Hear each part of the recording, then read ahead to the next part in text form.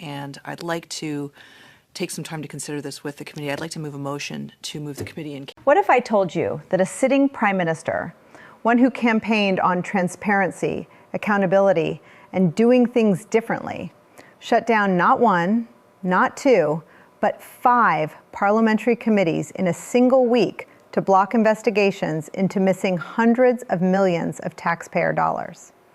What if I told you those cameras weren't just turned off, they were ordered off the moment investigators started asking the right questions? And what if I told you that the mainstream press, the very same outlets that look the other way for years, are now, finally, starting to break from the script? This is Canada in 2025, and this story is bigger than most Americans realize, because what's happening north of the border is a preview of exactly the kind of institutional power grab that your own political class has been dreaming about. Stay with me, because by the end of this video, you are going to understand exactly how democratic accountability gets dismantled, quietly, methodically, and in plain sight. Let's start with the phrase "in camera." Now, if you're American, you probably don't hear this term much in your political coverage. In Canada's parliamentary system, when a committee votes to go in camera, that's Latin for in chambers, everything that follows is sealed. No public record, no transcript, no cameras, no accountability. And here is what the Liberal government did the moment they got their new majority footing in Parliament. They went dark. 5 times in 1 week. Let's go through what they were hiding, because the specific topics here are not random. Shutdown number 1, Health Committee. An emergency debate was underway regarding the $300 million Prescribe IT program. Conservatives called for the Auditor General to investigate where that money went. The Liberals voted to go dark, killing the motion entirely. $300 million of public money, and the government's response was to shut off the lights. Shutdown number 2, Ethics Committee. The moment the opposition moved to get updates on Prime Minister Mark Carney's ethics conflict screen regarding his former employer Brookfield, one of the largest asset management firms in the world, the cameras went off. Shutdown number 3, Science Committee. A $200 million federal deal tied to a new spaceport in Nova Scotia was under scrutiny. Probe requested, probe denied, in camera. Shutdown number 4, Veterans Affairs Committee. Opposition MPs moved to study how federal budget cuts were impacting veterans who served this country. Debate shut down entirely. Shutdown number 5, Transport Committee.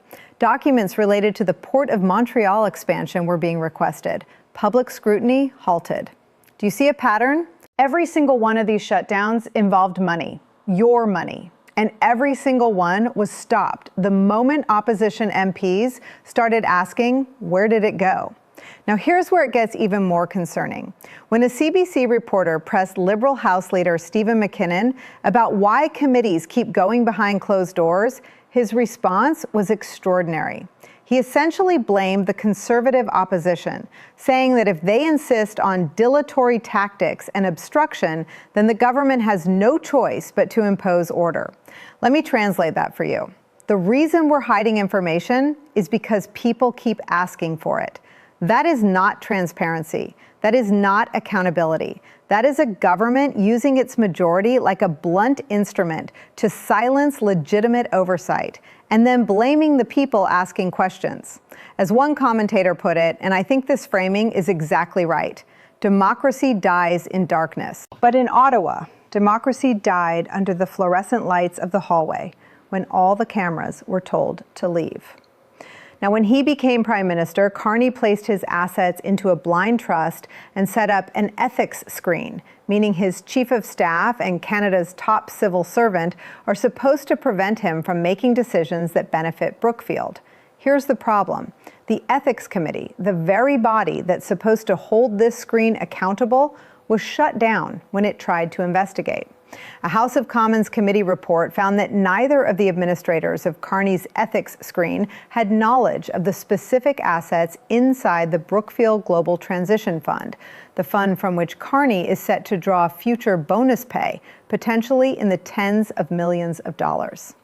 Think about what that means. The two people responsible for making sure Carney doesn't personally benefit from government decisions don't actually know what he stands to gain. When Brookfield's chief operating officer testified before the House Ethics Committee, he acknowledged that Carney likely would have had fewer conflicts to manage if he had simply sold his Brookfield assets outright, rather than placing them in a blind trust.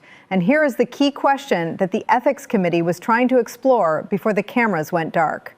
Brookfield's investment portfolio spans artificial intelligence infrastructure, nuclear energy, and green transition funds. The Liberal government's budget, Mark Carney's first budget as Prime Minister, contains billions in spending across precisely those same sectors. Is that a coincidence? Canadians deserve the chance to find out. They didn't get it. Now let's move to something that has received almost no attention in American media, but should be setting off alarm bells for anyone who cares about fiscal accountability.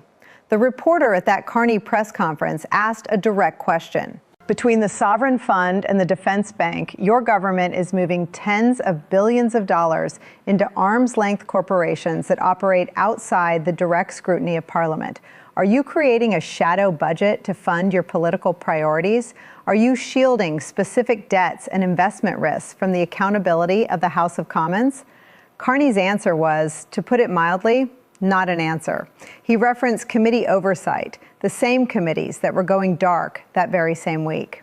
Canada's 2025 budget, under the slogan Canada Strong, which also happened to be the Liberal Party's election campaign slogan, introduced sweeping new spending commitments across defense, infrastructure, and clean energy sectors.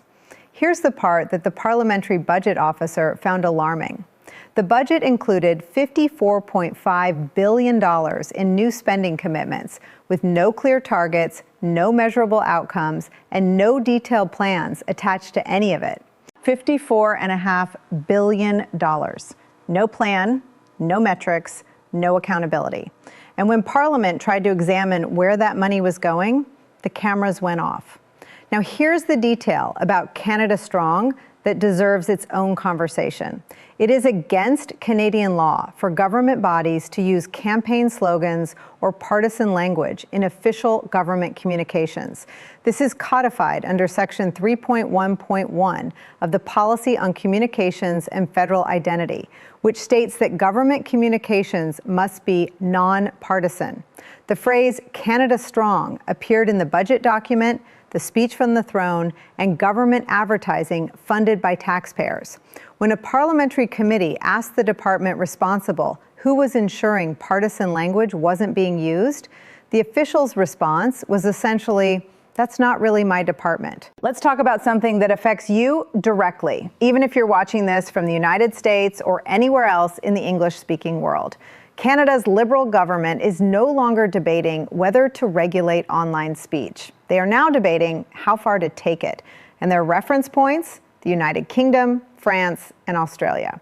Canada's Heritage Minister has pointed to those countries as models for how Canada should approach regulating so-called online harms. Let's look at what that actually means in practice, because the term online harms sounds reasonable until you read the fine print. Those frameworks typically include expanded obligations on platforms to remove or limit content, government-defined categories of harmful speech, categories that are intentionally broad, giving regulators maximum discretion, enforcement mechanisms that in some countries include jail time for non-compliance. Meanwhile, Canada's media regulator, the CRTC, is already implementing legislation passed several years ago to regulate digital platforms, including YouTube and Meta. The stated goal is to boost discoverability of Canadian and Indigenous content. But here is what that looks like in practice in 2025. The system mandates that platforms prioritize certain content on homepages, playlists, and recommendation feeds. That priority is not based on quality or viewer preference. It is based on how the CRTC classifies your content.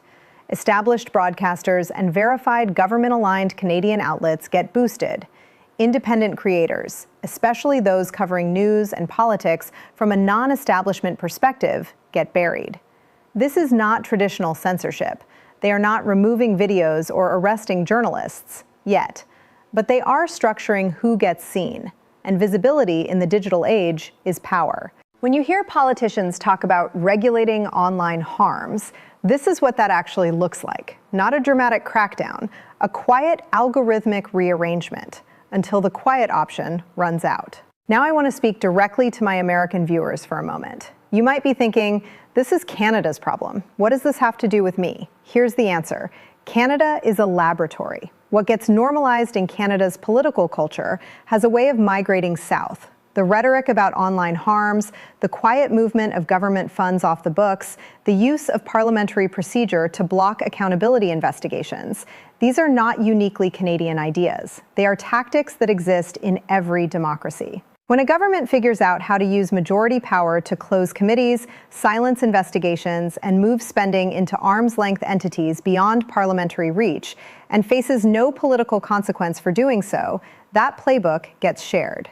The question worth asking is not just what is Canada's government doing? The question is, what does a functional democracy do when its accountability mechanisms are systematically undermined by the people those mechanisms are designed to check? Under Trump, that question has been front and center in America. In Canada, under Carney, a man the international financial press describes as a centrist technocrat, that exact same question is now being asked, just more quietly.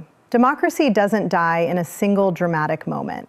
It erodes, committee by committee, camera by camera, $54 billion at a time, with no plan attached. What you do with this information matters. Share this video, talk about it, because the one thing governments that are moving in this direction cannot survive is an informed, attentive public that refuses to look away. I'll link every source in the description below.